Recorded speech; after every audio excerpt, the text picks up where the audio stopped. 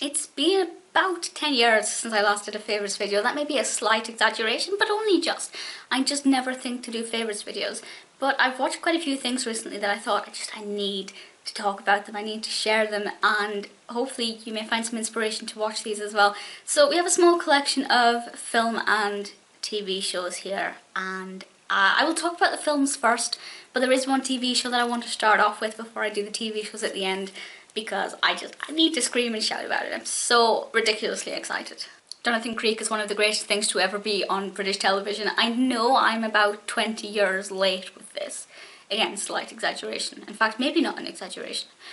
Jonathan Creek is incredible. Alan Davies I've always really liked. In this he plays a magician's assistant who has an incredible mind.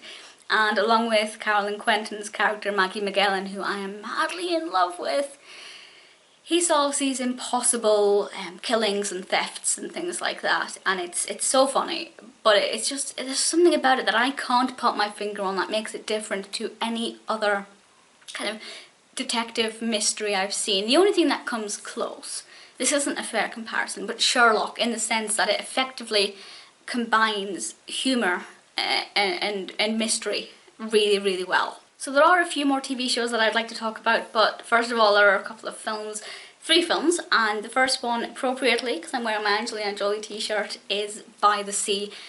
Been out a couple of years now, and I was worried that it just didn't look that interesting, but then I started watching it and I thought, okay, the scenery is amazing, the costumes are gorgeous, Jolie looks perfection, and the story is really heartbreaking. It's about these 2 couples who are on holiday, and they seem to be very polar opposites. But then things start to change and we learn more about Jolie's character and why she's so upset and why she just never seems to be able to smile. And it's wonderful. I don't want to say any more about it because I don't really want to spoil it, but if you're a fan of Jolie or if you just like good films, you need to see it. Then we have You, Me and Him, which is one of the funniest films I have ever seen. Faye Marzi and Lucy Punch play this lesbian couple and they want a baby but they don't want a baby. They both end up being pregnant, and David Tennant plays the father of one of these children, and it's just, oh my goodness, it is hilarious. I mean, David Tennant is, needless to say, absolutely hysterical in this, but he is amazing, and it's just about their journey towards motherhood, and it's tastefully done, but it is so hysterical. And I feel like Faye Marzi kind of reminds me of a British version of Amy Poehler. And the last film is one that needs no introduction, and I shame myself as a horror fan because I'm very late to the party, but I feel 100% it was worth the wait. It's Carrie, the original Carrie, 1976 I think, and wow. It's about a young girl who's teased at school for being different, and then she goes to her prom and things start to go weird. It's not what I expected. Absolutely not the kind of film that I thought it would be like. And again, I won't say any more than that because I don't want to spoil it. If, like me, you thought it was one thing, I'd like you to go into it and be really pleasantly surprised. The ending was not what I expected. So there are 3 other TV shows and they're all kind of similar, by which I mean they're all British sitcoms. The first one is Damned, which is set in a social services office, and for me the pull factors were definitely Alan Davies, Joe Brand and Izzy Sooty. They're incredible. But then the first episode happened and there's Aisling Bea. I think Diane Morgan was in it at one point as well. It really is very much the best of British. And it's just about the goings on in this social services office. And as a premise, that's kind of unique. I haven't really ever seen anything like that before, so I was really pleased with it. But it's just, there's a lot of dry humour in it, and it's very fly on the wall in some aspects, and it's really relaxing and I really love it. Another one is one that I may have reviewed when it first aired, I'm not 100% sure, but this is Big School, with Catherine Tate and David Williams as Mr. Church and Miss Postron. And it's basically just about a school, and there are lots of TV programmes like this and most of them do very, very well.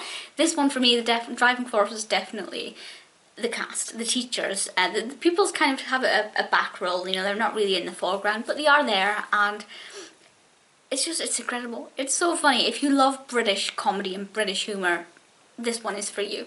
And lastly, I'm slightly late to the party, maybe 5 or 6 months late, Back, with David Mitchell and Robert Webb. The title for this one I really like because it's like they're back together again. I know that's not the point of it, but it was great. This this man, David Mitchell's character's father has died, and then one of the children he fostered came back, and there's this rivalry, kind of, I guess you could call it sibling rivalry, but obviously they're not blood related. And they're very polar opposite characters, and one of them is on a pedestal and one of them has really rotten luck, and it's a typical setup, typical dynamic for a Mitchell and Webb thing, and that's why I love it. So those are my recent favourites from over the kind of last 6 to 8 weeks maybe. I still can't get over how phenomenal Jonathan Creek is. I should say that after the 3rd series, Maggie McLean leaves, there's no more Quentin, and Sheridan Smith's really good in it. She helps carry it along, but by the 5th series, the final series, it's not very good. I still love Creek as a character, but it just has a completely different atmosphere. But having said that, you must watch it, it's absolutely incredible. Do let me know which TV and film things that you've been loving recently and what you'd recommend. I'm always looking out for new shows, particularly British sitcoms. I think our comedy is just... I'm really proud to be a fan of British comedy. We're incredible. Yeah, let me know any recommendations and I'll speak to you all soon.